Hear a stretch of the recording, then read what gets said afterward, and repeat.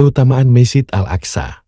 Derita umat Islam dan duka mereka semakin hari semakin bertambah melihat bagaimana Masjid Al-Aqsa yang dikuasai oleh orang-orang Yahudi durjana, mereka melanggar kesuciannya, mengotori kemuliaan dan kedudukannya, dan berbuat nista terhadapnya dan para penghuninya dengan berbagai macam pelanggaran dan kejahatan. Masjid Al-Aqsa adalah masjid yang mulia dan diberkahi, yang memiliki status yang mulia dalam jiwa orang-orang beriman dan kedudukan yang tinggi di dalam hati mereka. Inilah masjid yang dalam kitab dan sunnah secara khusus disebutkan keunggulannya bermacam-macam, karakteristik yang banyak, dan keutamaannya melimpah, yang menunjukkan statusnya yang tinggi dan kedudukannya yang agung. Salah satu keutamaan Masjid Al-Aqsa adalah statusnya, yang merupakan salah satu dari 3 masjid utama, yang mana ada larangan untuk bersafar ke suatu masjid dengan niat beribadah kecuali ketiga masjid tersebut. Diriwayatkan dari Abu Hurairah semoga Allah meridhoinya dari Nabi Shallallahu Alaihi Wasallam yang bersabda, tidak boleh mengikat pelana maksudnya melakukan perjalanan kecuali ketiga masjid, Masjidil Haram, Masjid Rasulullah Shallallahu Alaihi Wasallam, dan Masjidil Aqsa. Di antara keutamaannya, bahwa Masjidil Aqsa adalah masjid kedua yang diletakkan di muka bumi. Diriwayatkan dari Abu Dzar semoga Allah meridhoinya, dia berkata, aku berkata, wahai Rasulullah, masjid apakah yang pertama kali diletakkan di muka bumi? Beliau bersabda, Masjidil Haram. Abu Dzar mengisahkan, aku bertanya lagi, kemudian apa? Beliau bersabda, kemudian Masjidil Aqsa. Aku bertanya, berapa lama selisih waktu antara keduanya? Beliau menjawab, 40 tahun. Kemudian di mana saja kamu mendapati waktu sholat, maka sholatlah karena disitulah keutamaannya. Di antara keutamaannya, Masjidil Aqsa adalah kiblat pertama umat Islam sebelum ada naskah arah kiblat dan dipindahkan ke Ka'bah. Diriwayatkan dari Al-Bara semoga Allah meridainya, dia berkata, kami pernah sholat bersama Nabi Shallallahu Alaihi Wasallam menghadap ke arah Baitul Maqdis selama 16 bulan atau 17 bulan, lalu dipindahkan ke arah kiblat Ka'bah. Di antara keutamaannya, Masjidil Aqsa adalah masjid yang terletak di tanah yang berkah. Allah Subhanahu wa Ta'ala berfirman, Maha suci Allah yang telah memperjalankan hambanya, Muhammad, pada malam hari dari Masjidil Haram ke Masjidil Aqsa yang telah kami berkahi sekelilingnya. Quran Surah Al-Isra ayat 1. Oleh karena itu, ada sebuah pernyataan dilontarkan, andai masjid ini tidak memiliki keutamaan apapun kecuali keutamaan ini, maka ini sudah cukup. Tanahnya adalah tanah Al-Mahsyar dan Al-Mansyar. Diriwayatkan dari Maimunah bekas budak Rasulullah, dia berkata, aku bertanya, wahai Rasulullah, berikan aku penjelasan tentang Baitul Maqdis. Beliau menjawab, ia adalah tempat Al-Mahsyar, yaitu berkumpulnya manusia untuk dihisab, dan Al-Mansyar yaitu dibangkitkannya manusia setelah kematian. Di antara keutamaannya, bahwa Masjidil Aqsa adalah tujuan Isra Rasulullah Shallallahu Alaihi Wasallam dan permulaan Mi'raj beliau Shallallahu Alaihi Wasallam ke langit. Diriwayatkan dari Anas bin Malik, semoga Allah meridainya, bahwa Rasulullah Shallallahu Alaihi Wasallam bersabda, didatangkan burak kepadaku, yaitu binatang tunggangan yang berwarna putih, lebih besar daripada keledai tetapi lebih kecil dari bagal. Ia meletakkan tubuhnya hingga perutnya menyentuh pangkal tubuhnya. Beliau Shallallahu Alaihi Wasallam mengisahkan, lantas aku menungganginya sehingga aku tiba di Baitul Maqdis. Beliau bersabda, kemudian aku mengikatnya pada tiang masjid yang biasanya juga para nabi mengikat di situ. Beliau melanjutnya, sejurus kemudian aku masuk ke dalam masjid dan melakukan sholat 2 rakaat. Kemudian aku keluar dan didatangi oleh Jibril alaihissalam yang datang dengan membawa 1 bejana berisi arak dan 1 bejana berisi susu, maka aku memilih susu.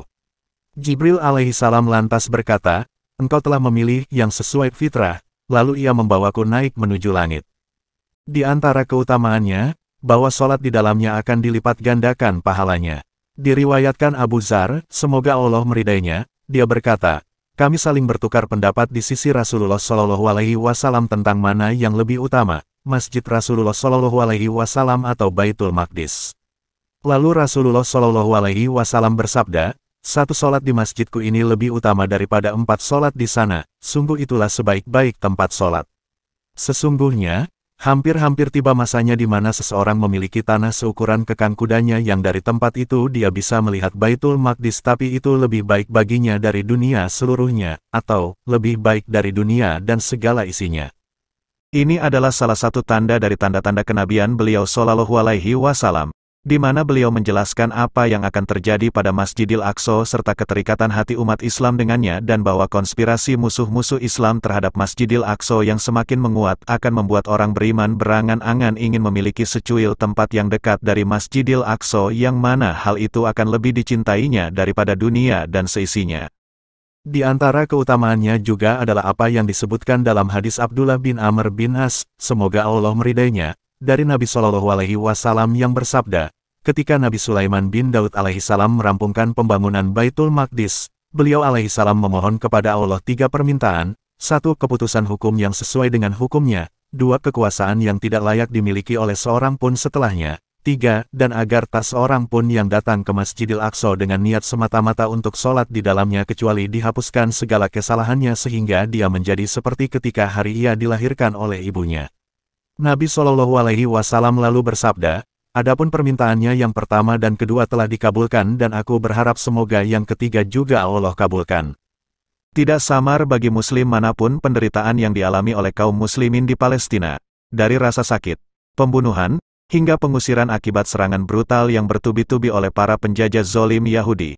Tidak samar pula bagaimana kebutuhan dan hajat kaum muslimin di Palestina akan sandang, pangan, dan obat-obatan. Oleh karena itu, wajib bagi umat Islam untuk bersegera menyelamatkan mereka, mengulurkan tangan kepada mereka, dan berdiri bersama mereka dalam penderitaan mereka sehingga mereka dapat melawan musuh-musuh mereka yang memiliki persiapan dan peralatan lengkap.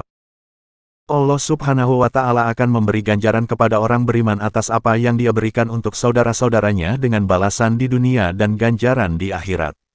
Dia akan mendapatkan balasannya pada hari di mana harta dan anak tidak lagi berguna kecuali jika dia datang menemui Allah dengan hati selamat. Allah Subhanahu wa Ta'ala berfirman, kebaikan apa saja yang kamu perbuat untuk dirimu niscaya kamu memperoleh balasannya di sisi Allah sebagai balasan yang paling baik dan yang paling besar pahalanya. Quran Surah Al-Muzammil ayat 20. Allah Subhanahu wa Ta'ala juga berfirman, dan apa saja yang kamu infakkan, Allah akan menggantinya, karena dialah sang pemberi rezeki yang terbaik. Quran Surah Saba ayat 39, diriwayatkan dari Abu Hurairah, semoga Allah meridainya, dari Rasulullah Shallallahu Alaihi Wasallam, beliau bersabda, sedekah tidak akan mengurangi harta. Diriwayatkan dari Muaz bin Jabal, semoga Allah meridainya, dia berkata bahwa Nabi Shallallahu Alaihi Wasallam bersabda, sedekah itu memadamkan, menghapus kesalahan seperti air memadamkan api. Oleh sebab itu, berdermalah untuk mereka.